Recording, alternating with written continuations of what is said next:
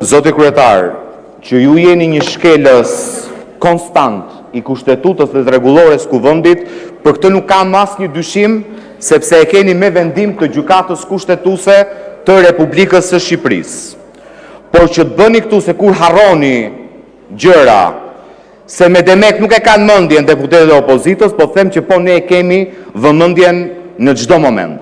Ju i keni refuzuar, siç bëni në çdo seancë, grupit parlamentar të Partisë Demokratike, një interpelancë urgjente të thirrur me kryeministrin e Shqipërisë, lidhur me çështjen e Akshit, keni kthyer dje pas orarit zyrtar një përgjigje për grupin parlamentar, ku na jepni arsyet pse ju si kryetari i kuvendit në shkelje flagrante të nenit 80.1 të kushtetutës refuzoni interpelancën urgjente të kërkuar me kryeministrin. Dhe sipas rregullores së kuvendit, neni 89.3 s'pari një do të kishte njoftuar seancën plenare tek njoftimet që ka ardhur një kërkesë për interpelancë dhe që ju në shkelje të kushtetutës, në shkelje të rregullores, në shkelje të drejtës për mbikëqyrje parlamentare të deputetëve të opozitës e keni refuzuar. Dhe të jepni mundësinë grupit parlamentar të Partisë Demokratike, sepse nuk është dakord me këto që shkruani ju këtu, të jap argumentat e veta, sepse nuk bie dakord me refuzimin që ka bërë kryetari i kuvendit. Dhe ja ku jam këtu, po e them publikisht edhe për seancën plenare, të 3 kërkesat e fundit që keni refuzuar për interpelancë, ne do t'i dërgojmë në gjykatën kushtetuese për konflikt kompetencash, sepse zotrote siç ta ka thënë gjykata kushtetuese në vendimin e vetëm para pak ditëve, në tejkalim flagrant të kushtetutës, ke marrë përsipër të asgjësosh mbikëqyrjen parlamentare, të asgjësosh të drejtat e opozitës në këtë kuvend, të asgjësosh parlamentarizmin dhe demokracinë, dhe është përgjegjësi e juaja direkte. Nëse ju nuk keni autoritet për të zbatuar kushtetutën dhe për të sjellë Edi Ramën në seancë plenare, jep dorëheqjen zotëri, sepse nuk e ushtron dot detyrën e kryetarit të kuvendit. Por ti nuk mundesh të rish në atë karige në kurrizin e të drejtave kushtetuese të deputetëve të opozitës, sepse ke frikë ti thuash kryeministrit që zotëri je i detyruar të vish dhe t'japësh llogari në seancë plenare se e ke detyrim kushtetues sipas nenit 80.1 të kushtetutës. Nuk ke guxim, ki guxim të paktën dhe do riqu nga ajo pozitë në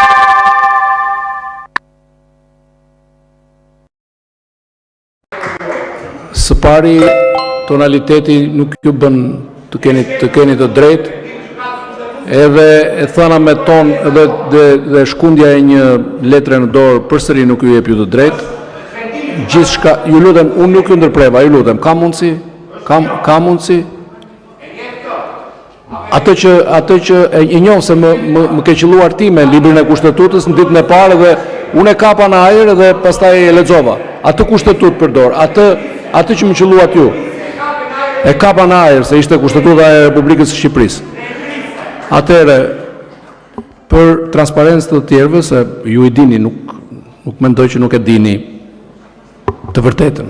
E vërteta është që 26 interpelanca, që kanë qenë padyshim brenda drejtës tuaj edhe konform rregullores, kushtetutës, ligjit, janë pranuar dhe janë zhvilluar dhe do zhvillohen të gjitha interpelancat, të gjitha interpelancat që do të jenë konform ligjit, sepse nuk është diskrecioni i kryetarit të kuvendit, por është e drejta e çdo deputeti apo grupi parlamentar. E para, e dyta. Do t'i lestojmë po. Sot kur të kemi një pushim, do t'ja u vend dispozicion. E dyta, i gjeni vetë raportin ju kam çuar me shkrim.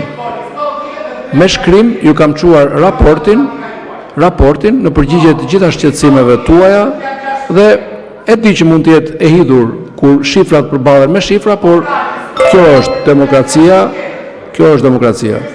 Lidhur me interpelancën që ju referuat sot, nuk ka asnjë shkelje të rregullores, larg qoftë të kushtetutës, sepse rregulloria thot kur refuzohet një interpelancë, deputeti kërkues interpelancën kërkon, siç ishte edhe rasti me zotin Sheaj, kërkon të lutem, je njoftuar mos bërtit, je njoftuar me shkrim brenda orarit të punës dhe sot, siç kemi bërë dhe në shumë raste të tjera, duhet të ngriheshit, siç u ngritët, duke zhveshur nga ato që u thanë, të kërkoni, të reagoni, mos bërtit. Të kërkoni, të shprehni reagimin tuaj 10 minuta. Fjalën tuaj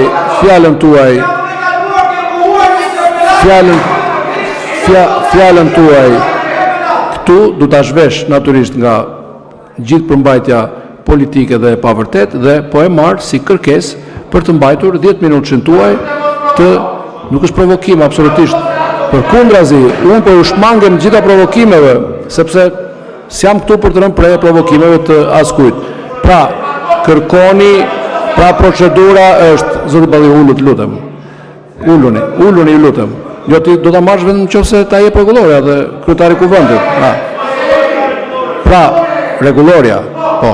Dhe rregulloria thotë, nëse merr refuzimi për një interpelancë dhe kërkon njoftimi është bërë me shkrim dhe është bërë brenda orarit zyrtar, dhe nëse kërkohet të mbahet 10 minuta fjala për të shprehur kontestimin e vet, jepet fjala 10 minuta dhe nuk ish mohuar askujt. Kështu që fjalën e keni 10 minuta, por ju lutem, ju e kërkuat pas 3 muajsh. Para se ta marr fjalën zoti Klevis Balliu, ju lutem, para se ta marr fjalën zoti Klevis Balliu, zoti Gazmend Bardi për fjalor jo parlamentar, merrni masën disiplinore konform merrni 64 të rregullores, treqe vëmendje. Zoti Klevis Balliu, fjala për ju, para se të merrni fjalën, po informoj që një grup deputetësh të grupit parlamentar të Partisë Demokratike është paraqetur një kërkesë për zhvillimin e interpelancës urgjente me kryeministrin e Republikës Shqipërisë lidhur me çështjen e Akshit, siç e shikoni materialisht i përgatitur, nëse ju do të kërkoni, siç e kërkuat, ky është qëndrimi, pas shqyrtimit të kërkesës, nuk është e vërtet. Është vlerësuar se mos vazhdoni me etiketime. Është vlerësuar se objekti dhe përmbajtja e saj të kalojnë natyrën kushtetuese të instrumentit të interpelancës parlamentare të parashikuar në enin 80 të kushtetutës dhe në enin 97 të rregullores kuvendit.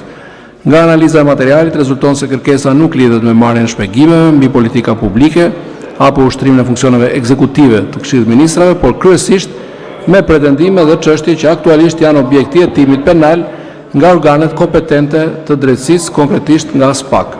Kuvendi vlerëson se interpelanca parlamentare nuk mund të përdoret për të zhvilluar debat mbi çështje që janë nën hetim penal, pasi kjo do të binte ndesh me parimin e ndarjes dhe balancimit të pushteteve, si dhe me pavarësinë e organeve të drejtësisë. Po ashtu është shmuar se referimi në raportime mediatike dhe kërkimi i komenteve mbi element të një hetimi penal nuk përbën objekt kontrollit parlamentar